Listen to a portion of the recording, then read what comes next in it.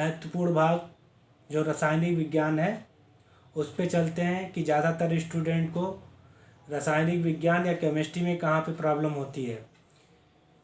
Problem इसलिए होती है क्योंकि ये सारे फार्मूले बेस पे है और फार्मूले को याद करने के लिए सबसे पहले हमें परमाणु क्रमांक को किस प्रकार याद करना चाहिए या परमाणु क्रमांक होता क्या है, कुछ बेसिक चीज़ें नहीं मालूम होती हैं।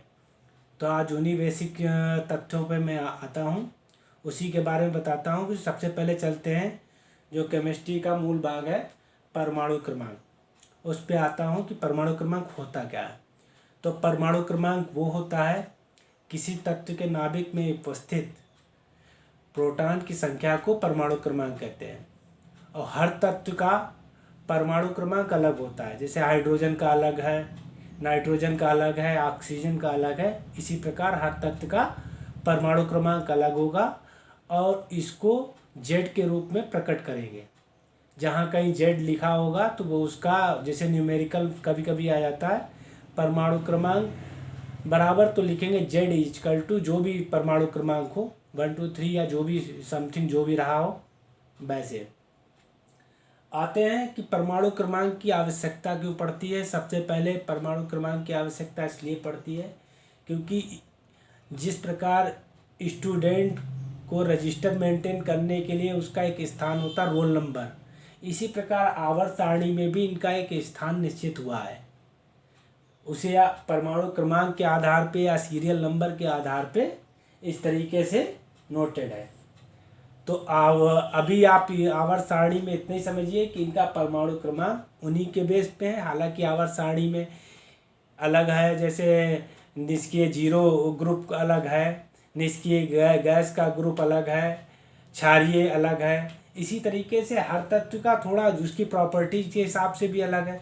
मगर अभी आप मेन पॉइंट ये समझिए कि आवर्त सारणी में जो परमाणु क्रमांक के आधार पे ही ये आवर्त सारणी में इन्हें स्थान मिला है।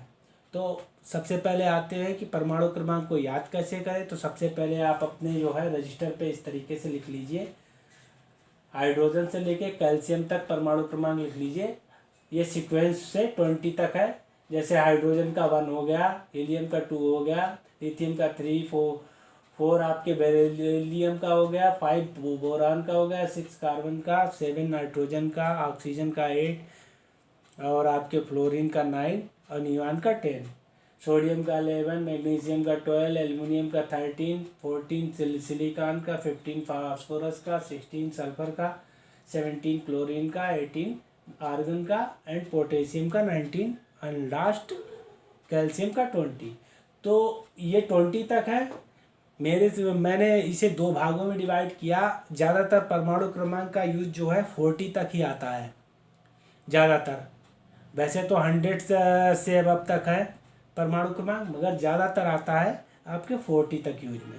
तो आप पहले पार्ट में आप जो है 20 तक इस तरीके से लिख लेंगे, याद कर लेंगे। जब ये याद हो जाए फिर 21 टू 40 तक याद कर लें।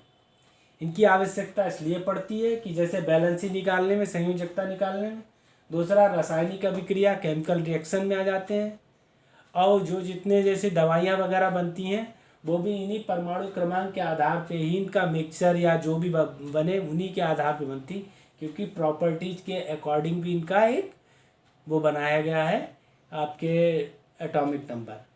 वीडियो अच्छा लगा हो तो ज़रूर लाइक करें, शेयर करें। Thank you, have a nice day. नमस्कार।